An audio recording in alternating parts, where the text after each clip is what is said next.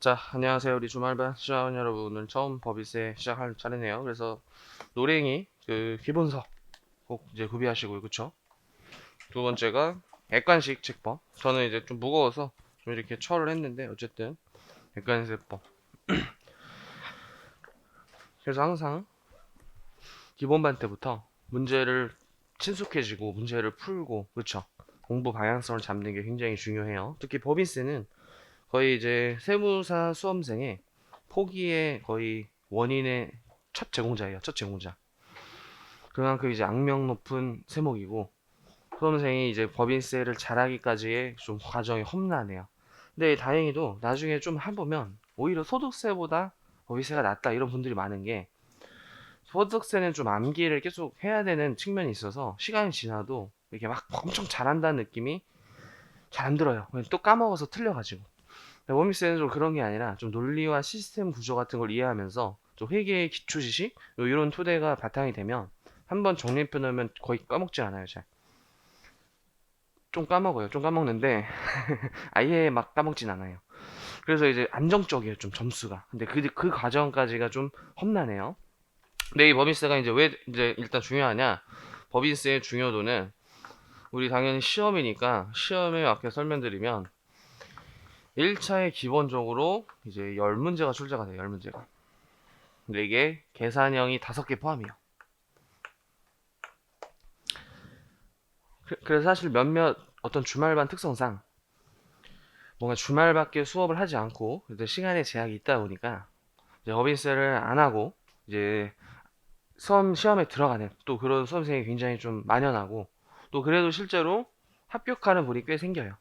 또 그런 문화가 더욱더 그런 걸 자리 잡은 것 같은데 큰일 나요. 절대 안 되고 1차 합격하더라도 우리가 최종 관문은 2차 문제이기 때문에 1차 합격하는 애 생각하면 안 돼요. 그게 아니에요. 2차, 그 1차부터 좀 2차의 기본 토대가 있어야지 2차를 갈 수 있는 거지.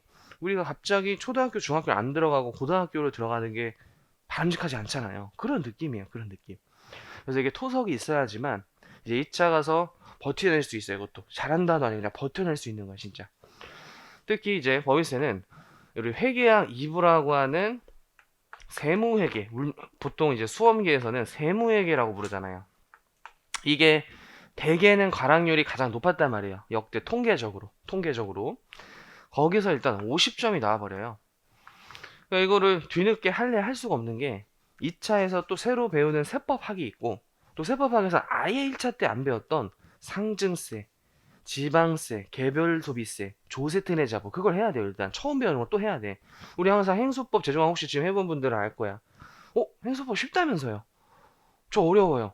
처음 들어서 그래. 처음 들어서. 그쵸? 처음 들으면 모두가 어려운 거고 두 번, 세 번 들었을 때 쉬워지는 게 있고 그래도 어려운 게 있다면 이제 행소 제정하기 상대적으로 두 번, 세 번 들을 때 쉬운 거고 나머지는 이제 뭐 두 번, 세 번 들어도 꽤 어렵다. 뭐 이런 거죠. 그죠? 근데 이제 또 새로 배우는 생소한 상황이기 때문에 1차와 2차 겹치는 내용은 1차 때 탄탄히 해놔야 되는 거예요. 기본적으로. 그래서 이 세무회계의 반을 차지하기 때문에 이 법인세만 잘 맞추더라도 그 과락은 손쉽게 넘을 수 있어요. 근데 과락은 당연히 넘어야 되는 거 아니에요? 그 당연히 넘어야 되는 그 과락이 매년 60% 나요. 60%. 2차에서도 1차를 이미 합격한 수험생 안에서도 세무회계 과락률이 최고치는 75%를 찍었고 이제 최저치는 한 50%? 반은 무조건 나는 거고 그래서 평균적으로 한 60%가 나요. 그래서 약 5천 명 중에 거의 10명 중에 6명이 40점을 매년 못 넘고 있다. 그리고 미래 1차 때 안 해놓으면은 그 과락자가 되는 거예요. 그래서 이제 해야 돼. 힘들어도 해야 돼요. 그리고 이제 세법학 논술형 문제에서도 30점으로 출제가 되고 있어요. 어마무시한 또 주제들이에요. 이게. 그래서 이런 게 1차를 바탕으로 더 깊이 있는 주제로 가기 때문에 1차 바탕이 되어 있지 않은 상태에서는 2차 가서 다시 1차를 들어야 돼. 어차피 또. 2차 들으면 오히려 더 손해야. 더 막 산을 가가지고 결국 다시 1차를 듣는 수험생을 많이 봤어요. 절대 포기하면 안 되고 끝끝내 버티고 항상 두세 번 들어야지 이제 세법이 내 걸로 돼요. 처음 들었을 때 한 번에 뭐 쉬우면은 그 사람은 좀 정말 타고나거나 사실 없어. 내가 봤는데 없어. 다 이제 법이세 어려워 죽겠어요. 근데 법인세 제가 못하겠어요. 포기하면 안 돼요. 이런 사람이나 진짜 막 울면서 그냥 외워서 하는 이렇게 하다가 나중에 이제 알 것 같아요. 이렇게 다 됐지. 그래서 저 법인세 좀 적성에 맞는 것 같아요. 너무 쉬운데요.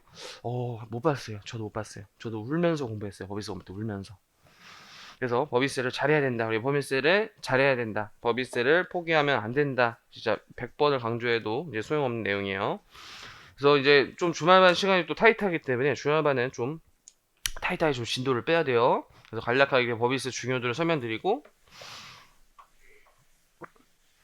법인세를 간단히 보죠. 그래서 바로 177페이지 볼 거예요. 177페이지. 세법개론 1. 그래서 먼저 총설이 있는데 여기서는 큰 목차를 보시면 법인세를 과세하는 소득은 뭘로 구분을 해놨나, 그리고 이제 납세 의무자 좀 중요하고요. 사업연수 납세지도 종종 심심치 않게 출제됐는데 이 내용을 좀 간단하게만 보고 문제풀이만 넘어갈 거예요. 왜냐하면 이게 어떤 큰 구조에 있어서 전혀 몰라도 되는 내용이고 이걸 세부적으로만 이렇게 물어보지 이게 내용이 뒤에 영향을 미치질 않아요. 그래서 이제 지금 괜히 기본만 때 어차피 배웠자 이거 다 까먹어. 좀 깡암기청인 측면이 있기 때문에 사업연도 납세지는 간단하게만 볼 거고 과세소득과 납세 의무자를 좀 힘있게 보세요. 특히 납세 의무자. 근데 일단 이제 기본적으로 이제 법인세는 이런 소득이야.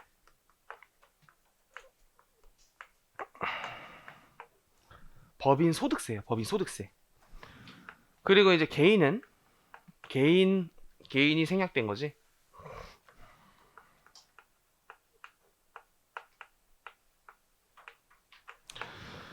그래서 법인 개인이 주로 경제적 활동을 하는 주체거든요.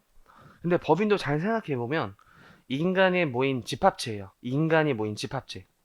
그 인간이 모인 집합체가 경제적 활동을 해서 소득이 벌어졌을 때 그 소득에 대해서 과세하는 게 법인세고, 이제 개인의 경제적 활동을 통해서 소득을 얻었을 때 얻는 게 개인소득세예요.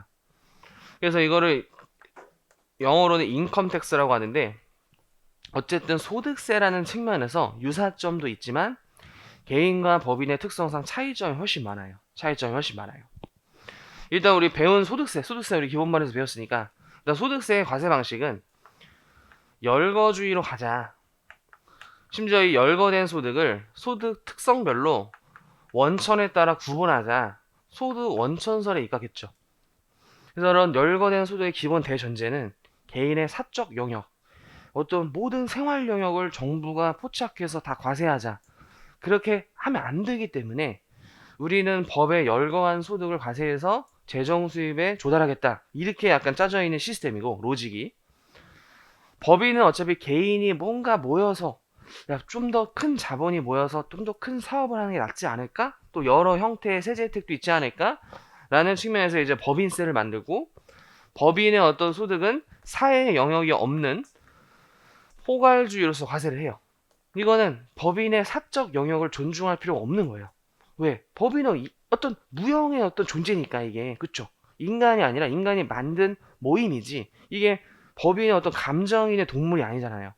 그러니까 모든 소득을 일단 과세해도 괜찮다는 의미로 이제 해석되고, 이 포괄주의에 따라서 소득을 구분할 필요가 없어요.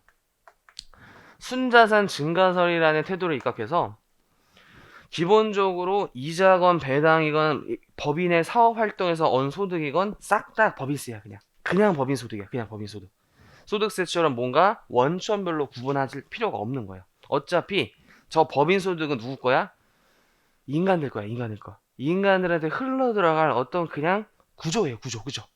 그래서 일단 법인세 영역에서는 모든 소득 과세하대로 출발하되 각종 어떤 정책상 또는 이제 경기 변화에 따라서 이건 좀 과세하지 않을까? 이렇게 그냥 짜놓은 거예요, 시스템이.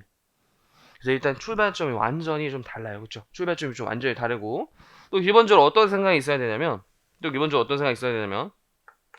그럼 이런 법인이 처음에는 이제 주주들이 만든단 말이에요, 주주들이. 근데 만약 어떤 개인이 법인을 차리지 않고 혼자서 또는 그냥 동업 같은 거 해가지고 법인 형태가 아닌 뭐 조합이라든지 어쨌든 개인 사업체 형태로 소득을 한다면 어쨌든 넓은 의미에서 같아 보이잖아요. 그쵸? 어쨌든 얘는 법인이라는 걸 활용해서 소득을 버는 거고, 주주는 이 사람은 그냥 스스로가 사업을 하는 건데 이게 과세 문제가 또 크게 달라지면 안 된다는 거예요. 왜냐하면 이 개인사업체에서 사업소득이 이렇게 100 벌어졌다면 이게 21년도 소득세로 과세가 된단 말이에요. 그쵸? 누진세 같은 걸 과세한단 말이에요. 근데 이제 주주는 이런 생각을 할 수 있어. 얘가 다른 데서 소득 벌고 아니면 또 다른 법인의 주주이기도 해가지고 법인에서 이렇게 법인 소득이 100 벌어졌는데 얘가 이제 소득세로 과세되려면 배당을 받아야 돼. 배당을. 그쵸?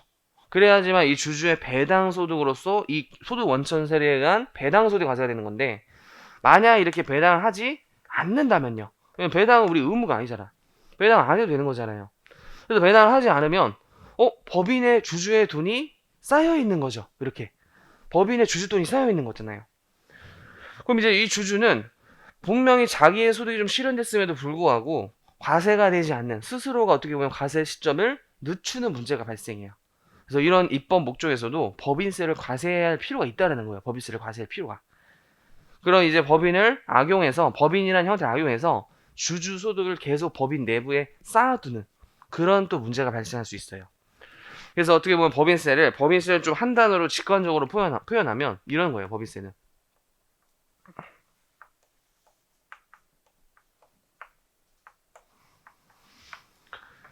어차피 주주 거야. 어차피 주주한테 흘러들어가는 어떤 그냥 통로인데 그걸 미리 걷는 거예요. 미리 걷는 거. 주주 소득의 선납이라고 표현하는 게 법인세예요. 법인세. 먼저 그냥 주주 소득을 걷는 거예요. 어차피 주주 거예요. 이런 생각을 해야 돼. 우리 법인은 어떤 하나의 인격체를 인정받지만 결국 주주들이 만든 거라 생각을 해야 돼요. 이런 구조가 머릿속에 있어야지만 많은 것들이 스무스하게 이해될 거예요. 그래서 이제 법인 단계에서 세금을 많이 걷어봤자 큰 의미가 없는 게 주주한테 어차피 개인소득세 과세해. 그러니까 이게 이중과세 문제가 자연스럽게 벌어지는 거예요. 이게 이중과세 문제가. 그래서 이제 법인세는 기본적으로 세율이 10%부터 시작해서 한 25%로 마치 약간 원천세처럼 주주의 소득을 약간 미리 법인세를 떼서 내는 거야. 약간 그런 느낌이야. 그래서 이제 주주한테 배당할 때 다시 과세가 되기 때문에 우리 이중과세 영역 소득세는 뭘 배웠죠? 그로스업에 따른 배당세액 공제 이런 걸 배우고 얘가 법인 주주일 수 있잖아요. 그쵸? 얘가 법인 주주였다면 수입 배당금 입금 필사님 뭐 그런 제도로서 이중과세를 조정해줘요. 이중과세를 조정해줘. 왜 얘가 또 다시 법인 주주면은 또 언젠가 이런 개인 주주한테 개인이라고 하자 흘러 들어갈 거잖아요. 이렇게. 그죠? 그러니까 여기는 그로스업에 따른 배당세 공제 대신에 좀 더 간편한 방식의 좀 간략한 이중과세 조정해주고 이 개인에서는 좀 더 디테일하고 정교한 그로스업에 따른 배당세 공제 이런 느낌으로 넘어가져요. 이러면서 이제 법인세가 탄생했는데 또 이런 느낌도 미리 배워보면 굳이 법인이긴 한데 이런 법인이 있어요. 동업기업. 진짜 말 그대로 동업을 하는 거야. 법인을 차려서. 근데 이 기업은 굉장히 규모가 협소해요. 그래서 주주가 별로 없어. 주주가 별로 없기 때문에 다 어떤 주주한테 얼마가 흘러들어가서 다 포착이 돼요. 근데 이쪽에 주로 우리 법인세가 과세되는 영역은 꽤 규모가 커. 그래서 이게 배당을 안 할 거고 배당을 해도 누구한테 흘러들어가는지 일일이 포착도 막 약간 쉽지 않은 약간 그런 측면에 있다면 요것들은 거의 이제 주주들이 협소하기 때문에 이 주주의 어떤 인격이나 기업의 인격이나 거의 동일시된다라는 이론으로 입각해요. 이 왼쪽은 어쨌든 주주들이 차렸지만 너무 많은 주주들이 있기 때문에 좀 인격차가 약간 다른 느낌이 있어. 그래서 삼성전자 주주 너무 많잖아. 그죠? 카카오 주주 뭐 너무 많잖아. 그죠? 근데 이거는 그냥 동네 기업이야. 동네 이름 모를 그냥 비상장 기업이야. 막 합자회사 한명회사라고 상법에서 그런 기업이야. 그렇기 때문에 여기서 이제 법인세를 한번 부과하고 다시 이렇게 소득세로 굳이 과세할 필요가 없는 소규모 기업들은 이렇게 조세특례 제한법에서 법인세 과세를 안 해요. 그래서 이런 또 특례를 둠으로써 이중과세 문제를 해결하는 또 이제 노력을 해. 그러나 기본적인 전제는 법인의 어떤 주주의 부의 소득을 계속 누적해서 축적함으로써 자꾸 주주의 소득을 어떤 법인에 쌓아도 그럼 일단 얘랑 형평이 안 맞잖아. 개인사업체는 뭐 배당을 가져가는 게 아니라 그냥 돈 벌면 지 거예요. 배당을 가져가는 게 아니라 돈 벌면 자기 거야.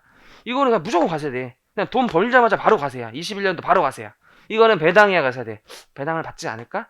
그래서 이제 법인에 쌓아두고 또 뭐 약간 몰래 가져가는 수도 있고 그래서 가지급금 이런 문제도 있고 그래서 법인세를 과세하게 되었다 이런 소리예요. 법인세를 과세하게 되었다. 그래서 이건 책에도 없는 내용이어서 좀 썰어서 설명드린 거고 177페이지로 가볼게요. 177페이지.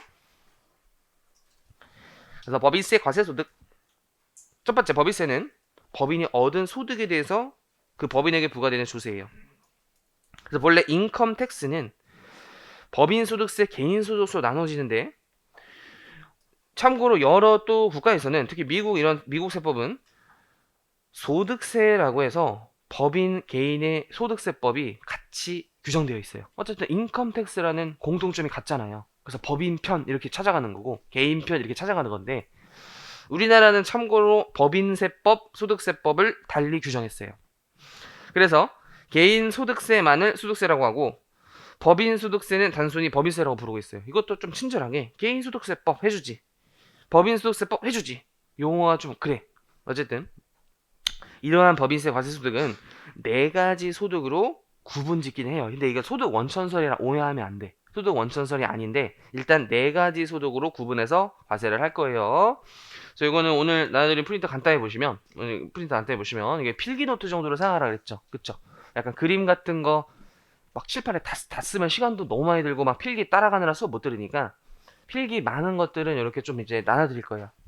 필기노트 정도로 좀 활용하시고 요거는 어차피 책에 있지만 그냥 화면 띄워서 하려고 일부러 가져온 거예요. 그래서 법인세 소득은 네 가지로 구분하는데 가장 기본적이고 전형적이고 계속 발생하는 소득이 회계학의 당기순이익이에요. 그게 법인세는 각 사업연도 소득금액이라 그래. 참고로 이 사업연도는 마치 우리 승철쌤한테 배우는 논리로 따지면 회계 기간을 의미해요. 회계 기간. 회계학의 회계 기간을 우리 법인세는 사업연도라 그래. 사업연도. 그래서 법인세도 때 기본적으로 기간세야. 기간세. 어떤 특정 기간의 소득을 과세하는 거예요. 어떤 하나의 사건을 과세하는 게 아니라 특정 기간의 소득을 묶어서 이제 과세하는 기간세예요. 그게 효율적이니까. 그래서 이게 각 사업연도 소득금액이고 이게 그냥 법인의 소득이다. 요걸 이제 원천별로 구분하지 않는다라는 거예요. 법인이 주식 투자를 했건 법인이 핸드폰 팔았건 법인이 임대했건 쌍그리 묶어서 각사소로 들어가기 때문에 얘를 순자산 증가설로 부르는 거예요. 얘를 순자산 증가설로 이렇게 부르는 거예요. 여기가 특히 세율은 기본적으로 10에서 25%고요. 이제 두 번째로 요게 이제 현실에서 이슈가 많아가지고 이제 작년, 재작년 2차에 동시에 출제했고 작년 1차에도 출제했어요. 왜냐면 이게 그동안 출제한 적이 한 번도 없었어. 그래서 이제 의미가 있는 거야. 근데 이제 현실에서 이슈가 돼서 그만큼 또 출제를 한 것 같아요. 얘는 기본적으로 법인의 부동산 투기를 방지해요. 왜냐면 우리 개인은 부동산 투기 방지 목적으로 양도소득세라는 어마무시한 세금이 있잖아요. 특히 양도세는 분류과세에서 별도의 또 특별히 중과세율이라는 무거운 세율도 존재하죠. 그래서 간단히 우리 배웠지만 저번 시간에 70% 그죠? 막 60% 이런 세율도 있단 말이에요. 막 1년 미만 보유하면. 그러니까 이제 개인이 좀 짱구로 걸려가지고 법인을 차려서 부동산을 법인에 옮기고 법인 명의로 팔면은 세금이 조금 나오는 거예요. 근데 어차피 법인 돈 이렇게 가져가면 소득세 내기는 한데 법인 돈을 막 가져가지 않고 막 법카로 쓰고 막 이런 문제도 있으니까 안 되겠다. 법인 명의의 좀 투기 목적의 부동산은 각사소 말고 토지 등 양도소득으로 또 한 번 과세하자. 왜? 부동산 팔면 일로 들어가요. 순자산 증가세에 따르면 부동산 파는 것도 법인의 소득이잖아요. 그래서 일단 각사소로 과세가 돼. 하지만 투기 방지 목적으로 한 번 더 과세하는 게 토지 등 양도소득법이세요. 그래서 요걸로 한번 세금을 부과했지만 다시 한번 법인이 부동산 같은 거 팔면 10%나 40%의 비례세율로, 이건 비례세율이야. 왜냐하면 40%는 참고로 미등기예요. 미등기 자산은 미등기의 제재로서 40. 참고로 소득세는 몇 프로였죠? 우리 소득세는 70. 그것도 은근히 많이 헷갈린다. 기본적으로 우리 법인세가 소득세보다 낮아야 되는 게 법인의 소득은 개인한테 흘러 들어가기 때문에 법인세가 낮다고 생각하세요. 나중에 헷갈려. 이거 막 70 쓰고 그러더라고. 막 소득세에서 70 배워가지고 40. 기본적으로 등기 치면 10인데 이게 20% 구간이 올해 신설됐어요. 20% 세율 구간이 신설됐어. 하도 이제 양도세 세율 높아지니까 법인 전환해서 법인 명의로 팔아서 10%도 적다라고 해서 20%짜리 세율이 신설됐어요, 올해. 그러면서 2차에 또 출제하고. 그리고 얘는 이제 조세특례제한법으로 이관이 돼가지고 우리 1차에는 시험에 안 나오지만 그래도 이론은 미리 배울 필요가 있어. 이론은 처음에는 법인세법이 만들어졌다가 이제 뭔가 이건 경기 변동에 따라서 자주자주 바꿔줘야 되는 조특법 성격이 좀 더 가깝다라고 해서 법의 위치를 옮겼어요. 그래서 환류하지 않은 소득이에요. 환류하지 않은 소득. 좀 더 이제 풀어헤쳐 보면 법인의 소득은 임직원한테 이제 월급으로도 주고 또 대기업들은 다른 기업들과 같이 커가는 거지. 이제 혼자 이렇게 할 수 있는 건 거의 없잖아요. 그렇죠. 우리 인간도 마찬가지고 그렇죠. 뭔가 같이 하는 거지 대부분. 물론 갠플이 있긴 하지만 쉽지 않죠. 그죠. 왜냐면 우리가 회사 가는 것도 사실 지하철이라는 어떤 수단 이용하는 거고 그죠. 그럼 지하철 운행하는 사람이 이용하는 거 이러니까 뭔가 상생하면서 기업도 커가야 되는데 자꾸 대기업들이 좀 그런 측면이 없고 또 임직원한테 월급은 조금 주면서 또 대주주한테는 배당을 많이 주고 막 이러다 보니까 야 사회에 좀 우리가 원하는 게 환류를 하지 않으면 다시 한번 법인세를 과세하겠다. 이것도 이미 각사소를 한번 과세를 했는데 야 환류하지 않고 내부에 쌓아둔 돈은 또 한번 과세할게. 그게 미완료 소득이에요. 미완료 소득. 근데 이게 처음에는 배당까지 이제 넣어줬다가 환류 대상 소득에 배당을 넣어줬다가 기업이 배당으로만 줘버리니까 배당을 삭제시키고 명칭을 참고로 이런 식으로 바꿨어요. 좀 이따 이제 책에 볼 텐데 투자, 상생, 협력, 촉진을 위한 과세 특례 막 이러면서 같이 커가고 투자하고 임직원한테 월급 늘려주고 이런 것들 환류해라. 이렇게 좀 바꿔버렸어 참고로. 그러면서 조세특례 제한법으로 이관됐어요. 그래서 이건 취지 자체가 기업의 소득을 주로 이제 뭐 중소기업이나 개인한테 흘러 들어가면 중소기업도 다시 어쨌든 대기업의 물건을 살 거고 또 이제 개인 소득도 이제 대기업의 물건을 사면서 경제가 활성화되겠다. 선순환 구조를 유도하는 거예요. 선순환 구조를 유도. 그게 미완료 소득, 현 명칭, 투자 상생, 협력 촉진 과세 특례야. 그래서 요 정도 이론만 배우고 세율은 이제 20% 정도고 이 세 가지 소의 공통점은 각 사업연도 기간 중에 발생할 수가 있는 거예요, 이게. 그래서 약간 그림으로 이제 좀 표현해 보면 이 세 가지 소득은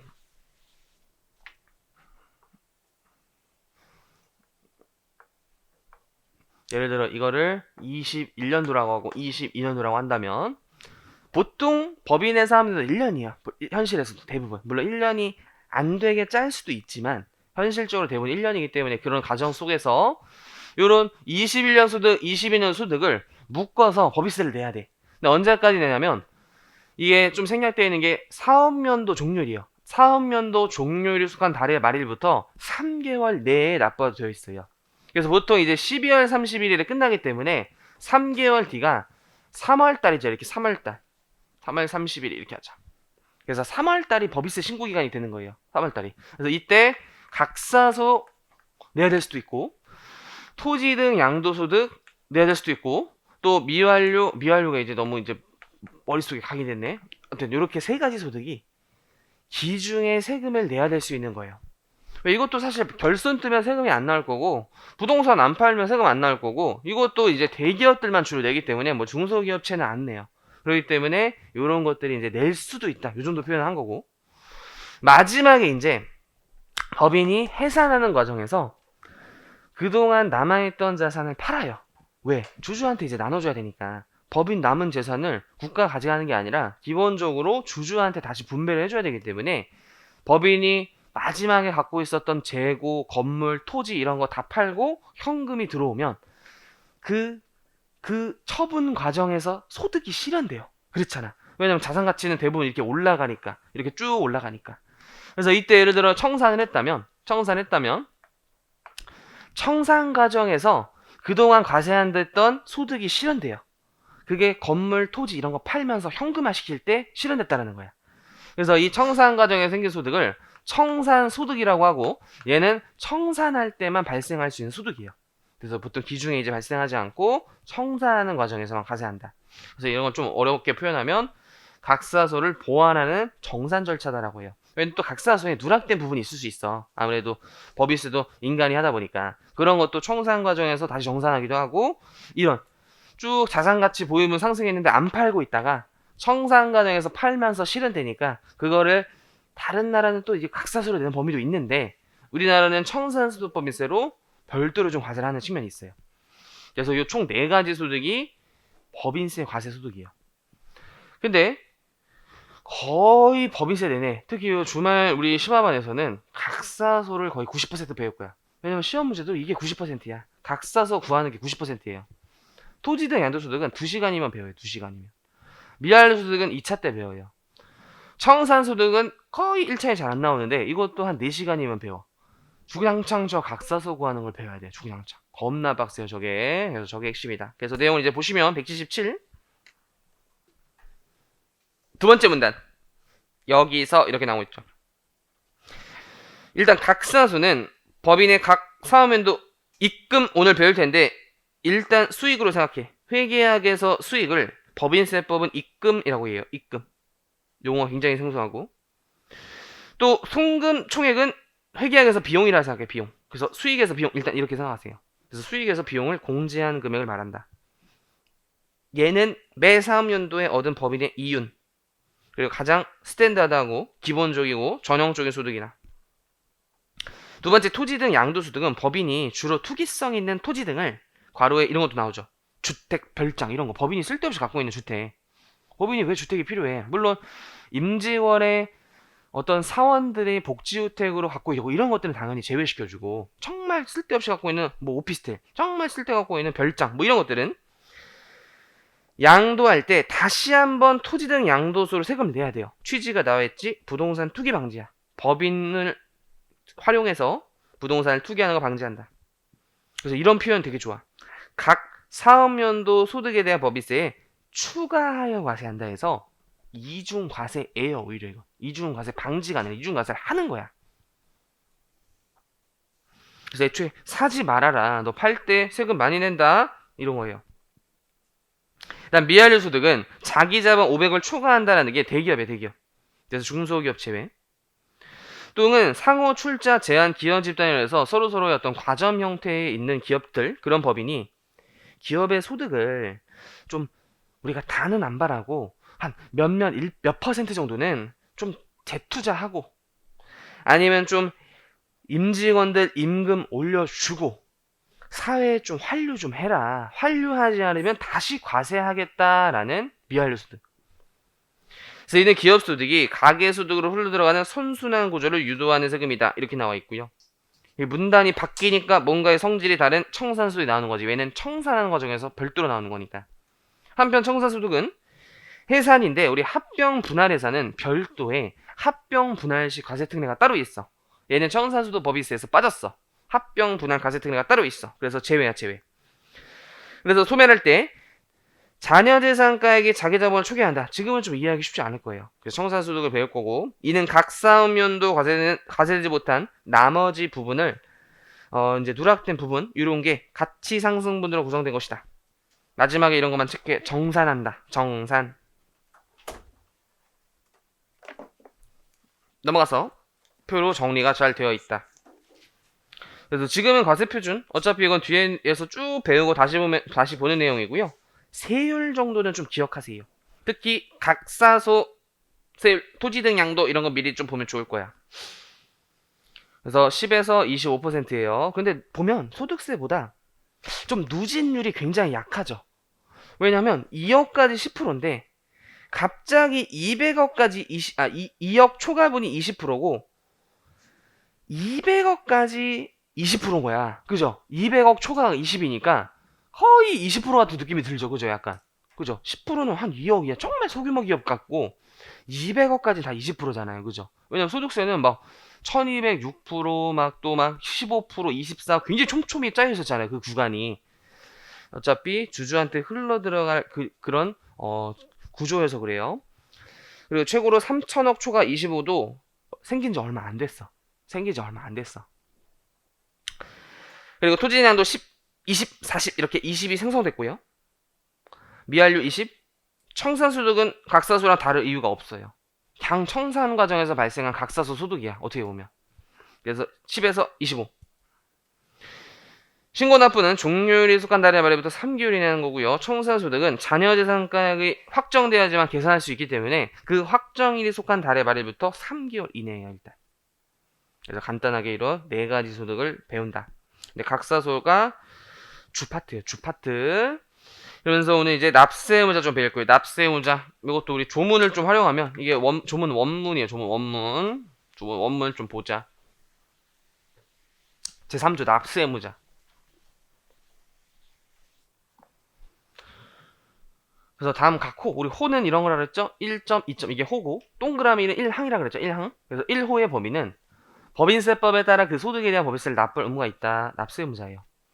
그래서 내국법인 그리고 2호는 외국법인인데 외국법인 앞에 워딩이 붙어있죠. 국내 원천소득인은 외국법인이기 때문에 외국법인은 진짜 우리나라에서 번 돈만 우리나라 국세청에 세금을 납부할 의무가 있고 내국법인 안 써져 있죠. 앞에 우리나라에서 번 건 당연히 내는 거고 외국에서 번 돈도 우리나라 국세청에 낼 의무가 있어요. 그래서 그렇게 과세 범위가 달라진다를 조문에서 이제 눈치를 챌 수 있어. 그죠? 외국 법인이 되는 순간 우리나라에서 번 돈만 과세하고 내국 법인은 그런 거 없어. 그냥 얘가 번 거 다 과세해. 전 세계 모든 수도 다 과세. 그럼 이제 내국이냐 외국이냐가 과세 범위가 달라지니까 이 정의가 중요하겠죠. 그래서 이거는 굉장히 좀 중요한 내용이에요. 내국 법인은 우리나라 상법에 의해서 설립됐다. 페이크고 마치 거주자와 비슷해. 우리 거주자가 주 소득 활동이 벌어지는 장소가 우리나라다 해서 거주자가 된 거거든요. 우리나라에서 태어난 국민 이게 아니었잖아요. 주소가 있거나 183일 이상 거소가 있는 개인 이렇게 정했잖아요.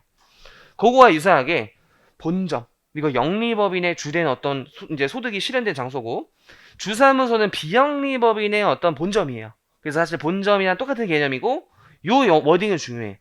사업의 실질적 관리 장소는 본점이 아니지만 주된 의사결정이나 어떤 회사의 중대한 처리를 하는 장소 요렇게 이제 판례는 얘기하고 있어요. 그래서 요런 장소가 국내에 있는 법인이 내국법인이에요. 내국법인. 그래서 이 내국법인이 분류되는 순간 즉 본점이 우리나라에 본점 등이 우리나라에 있는 순간 전 세계 소득에 대해서 우리나라 국세청이 내야 돼. 근데 이제 외국법인은 본점 또는 주사무소가 외국에 있는 일단 단체로서 근데 괄호 문구가 중요해. 사업의 실질적 관리 장소가 국내에 있으면 내국이 되니까 있지 아니하는 경우만 해당한다라고 나와 있죠. 그죠? 실질적 관리 장소가 있으면 안 돼. 주요로 의사결정하는 장소가 우리나라에 있으면 안 돼. 그리고 대통령령으로 정하는 기준은 좀 이따 이거는 건 이제 책에서 볼 텐데 이게 단체이기 때문에 아직 법인이 안 됐어요. 그죠? 우리 단체랑 법인은 달라요. 일단 이거 우리 민법 표현으로 조합 정도로 생각하라 했죠. 조합 등. 그죠? 이거는 인격체가 아니야. 인격체가 아니야. 우리 그냥 수업 어떤 생활로서 설명하면 스터디 정도라고 생각하면 돼. 스터디 정도로.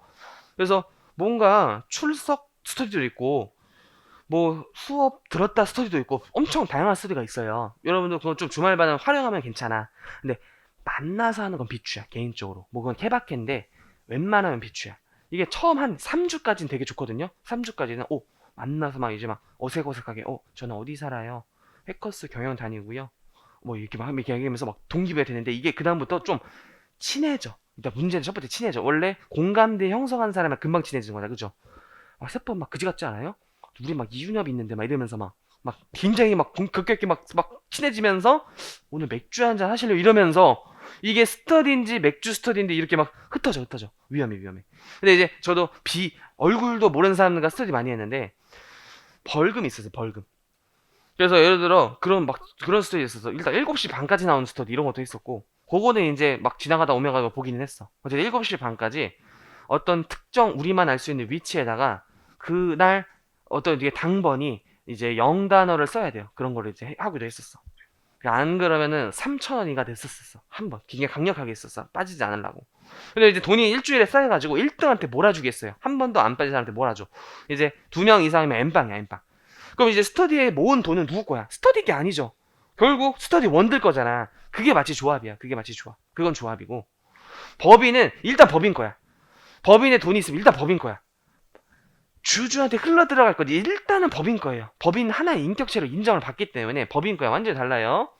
그래서 일단 단체인데 대통령령으로 정하는 기준이 법인처럼 꽤 인격이 있는 요건이에요. 참고로. 법인처럼 인격이 있을 때만 법인이 된다는 거예요. 참고로 법인이. 그래서 단체지만 요거 충족하면 법인이 된다. 그래서 외국 법인이 된 거고 2항도 보시면 2항 우리 국가나 지자체나 지자체 조합도 하나의 공공법인으로 생각해야 돼. 한국이라는 기업이야. 한국이라는 기업. 미국이라는 기업이에요. 그래서 회사로 생각하면 되는데 내국법인 중 국가, 지자체, 지자체 조합은 어차피 지네들이 법인세를 걷는 게 지네가 쓸 재원 마련을 위해서 걷는 거잖아요. 근데 국가도 이제 어쨌든 공익사업 등이나 자기네들의 이윤 사업을 한단 말이죠. 그렇게 해서 소득을 벌었어. 근데 내가 법인세를 계산해 자기한테 내. 이상하잖아요. 왜 굳이 자기한테 내? 그래서 아예 비과세 법인으로 규정해놨어요. 그 소득에 대한 법인세를 납부할 의무가 없다야. 얘는 우리 한 꽤 오래전에 배웠지만 부가세법에 납세 의무자의 국가가 포함되는 거와는 현저히 대조를 이루고 있죠. 그쵸?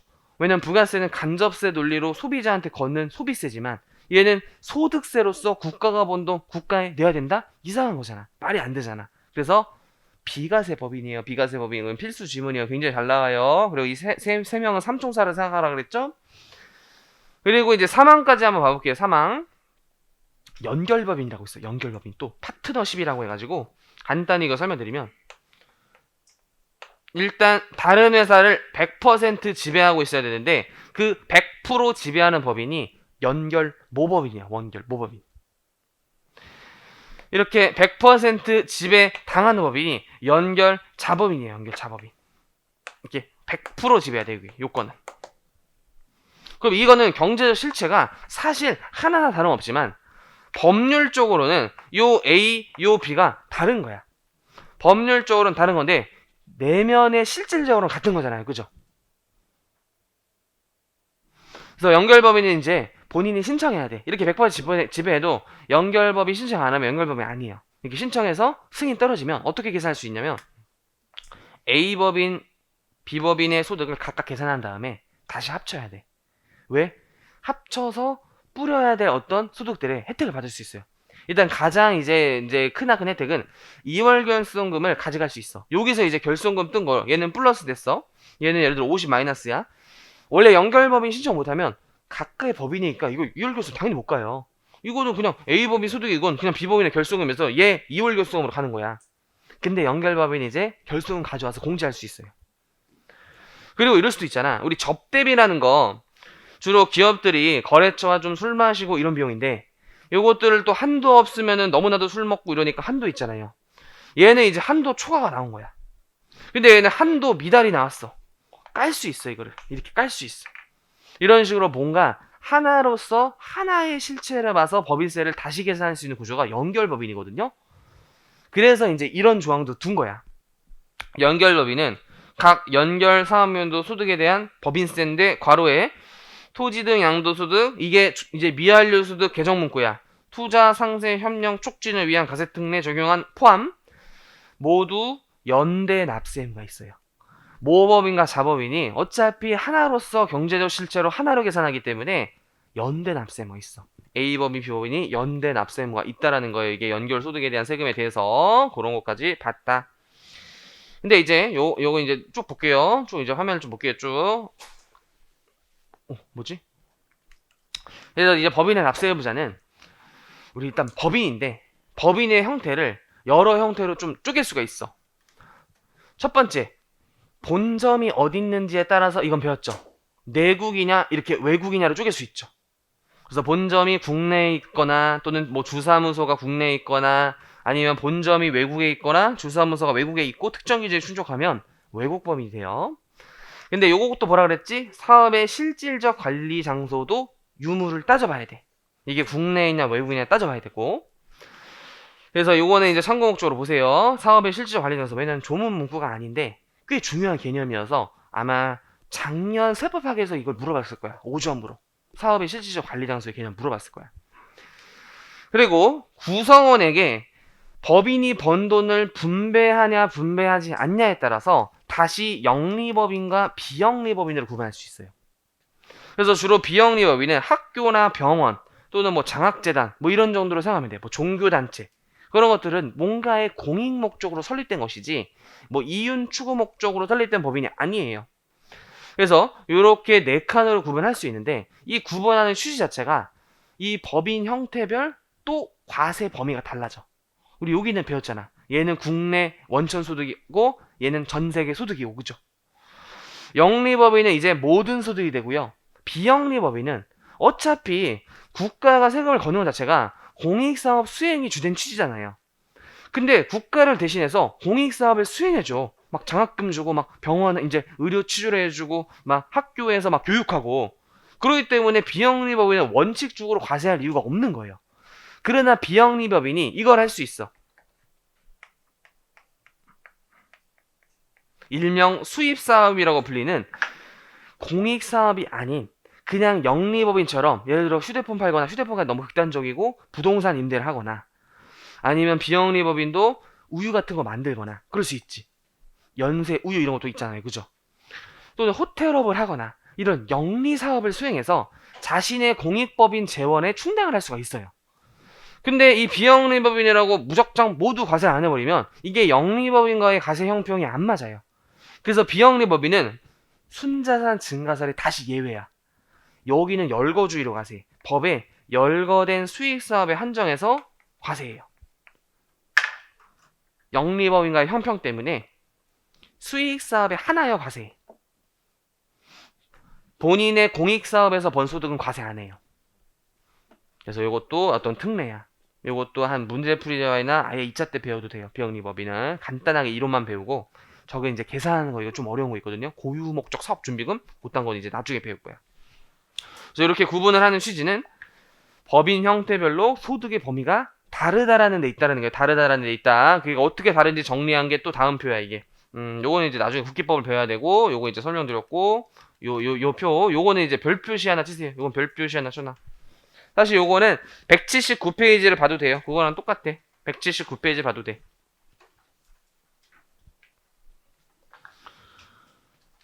그래서 제목 자체가 법인 형태별 납세 의무 범위라고 해서 우리 내국 법인인데 영리법인으로 합쳐진 거야. 그쵸?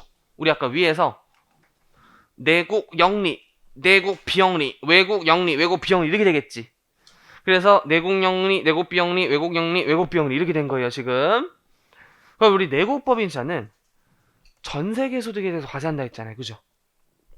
근데 우리 영리법인은 또 어떻게 과세한다 그랬어? 영리법인은 모든 소득 과세한다 그랬잖아요. 그죠? 그래서 전 세계 모든 소득 당연한 거지. 근데 내국자 다시 붙어 있으니까 얘도 전 세계 소득인데 이제 비영리법이 붙었으니까 이제 수익 사업의 하나의 과세예요. 모든 소득이 아니라 수익 사업의 하나의 과세예요. 이제 외국자 붙어 있기 때문에 얘는 국내에서 번 돈만 가져가는 건데 그래도 영리법인이라면 모든 소득이야. 일단 원천 소득이 그냥 모든 소득이야. 모든 소득. 그냥 좋은 표현 갖다 써서 그래. 그리고 다시 외국법인이기 때문에 우리나라에서 번 돈만 과세하는데 비영리이기 때문에 우리나라에서 수익성 한 것만 과세해요. 그래서 외울 필요가 없어요. 그렇죠? 외울 필요가 없고 대신 이 세 가지를 잘 또 기억해야 돼. 이 세 가지를 첫 번째, 청산하는 과정에서 실현된 청산소득은 결론은 영리법인만 과세해요. 결론은 내국 영리법인만 과세해요. 내국 영리법인만. 이거는 시험에 굉장히 잘 나와. 특히 1차 말문제에서 굉장히 잘 나와. 일단 얘네들이 아닌 이유를 생각하면 돼. 일단 외국법인은 본점이 외국에 있는 거고 청산은 당연히 본점에서 하는 거예요. 본점 소지주국이 하기 때문에 이 청산소득이 우리나라에서 실현이 안 돼요. 자국에서 실현돼. 그러니까 이제 우리나라에서 소득이 없는데 왜 과세를 해? 당연히 이제 과세 의무가 없는 거고 비영리법인인데 내국자는 우리나라에서 이제 청산을 하긴 하는데 비영리법인은 청산할 때 어차피 국가가 남은 재산을 가져가요. 아니면 다른 비영리법인에 흡수돼. 그래서 국가가 가져가면 어차피 과세할 필요가 없고 다른 비영리법인에 흡수될 때 이제 세금을 떼가면 이제 원활한 공익사업을 이렇게 뭐좀 승계하는 데 있어서 뭔가 세금을 떼버리는 거야. 그래서 과세 의무가 없어요. 결론적으로 영리내고법이면 과세 의무가 있어요. 그래서 시험에 잘 나와. 진짜 잘 나와. 최근에도 나왔어. 회계사 1차에서. 내국 영리법인 및 외국 영리법인 모두 납세금 진다. 뭐 이렇게 나오거나 또는 비영리, 영리 구분하지 않고 청산소득 납세금 준다. 별의별 형태로 계속 나와. 꼭 기억해야 되고 토지 등 양도소득은 과세하는 입법 취지 자체가 투기방지 목적이기 때문에 법인이 어느 형태건 투기방지 목적을 달성하기 위해선 싹 다 과세할 필요가 있는 거예요. 굳이 법인 형태를 가릴 이유가 없어. 미완료 소득은 돈 많은 애들이 환류하지 않은 거 과세하는 거거든요. 그래서 세모라고 지칭한 건 내국 영리 법인 중에서도 규모가 짱짱한 아까 한 대 봤죠. 자기 자본이 500억 초과하거나 막 상호 출자 제한 기업 집단 뭐 이런 애들만 있는 거야. 심지어 중소기업도 없고, 심지어 비영리법인도 뭐 뿌리려고 얘네들이 번 돈 막 뿌리려고 해서 설립된 게 아니라 공익 목적으로 하는 거기 때문에 당연히 없고요. 외국법인은 우리나라에 왜 뿌려 얘가, 그쵸? 얘는 왜 뿌려? 당연히 없는 거고, 그죠? 그러면서 이거 배웠고, 밑에 거만 볼게요. 밑에 거. 우리 외국 정부나 외국 지방자치단체는 비과세 법인이 아니에요. 우리나라 와서 수익 사업을 할 수가 있어요. 그래서 외국 비영리법인으로 의제해요. 외국 비영리법인으로 의제해요. 그래서 여길로 들어가는 거야. 외국 정부, 외국 지자체는 여길로 흘러 들어가기 때문에 납세 의무가 있어요. 정확히는 국내 수익 사업, 토지 등 양도소득, 거기에 납세 의무가 있어. 그래서 이거는 꼭 기억해야 돼요. 그래서 이제 책의 내용 정리해보죠. 178. 납세 의무자. 법인인데 나중에 이제 국기법을 배우면 이런 사를 붙일 거예요. 법인으로 보는 단체도 포함한다. 단체인데 법인으로 본다야. 이 보는은 의제야, 의제. 단체는 원래 법인이 아닌데 국기법에서 야, 이 정도면 법인성을 좀 인정해줘야 되는 거 아니야? 라고 보는 단체야. 그게 법인으로 보는 단체예요. 이거 내용이 좀 길어서 국기법 때 배워야 돼. 양가로 1, 2 내국 외국법인. 일단 내국법인은 본점 주사무소 또는 사업의 실질적 관리 장소가 국내에 있는 법인이요. 반대로 외국법인은 본점 등 또 사업의 실질적 관리 장소가 없어야 돼. 내국은 전세계 소득 납세무 있어요. 무제한. 외국은 우리나라에서 번 돈만 납세무 있어요. 제한. 영리 비영리. 영리 목적성은 두 번째 줄 체크. 이윤 추구 목적 이렇게. 영리란 단순히 이윤 추구 이윤 추구 짓지 않고 뒤에다 이윤을 구성원에 분배하는 것, 거기 체크다. 이윤을 구성원에게 분배하는 것.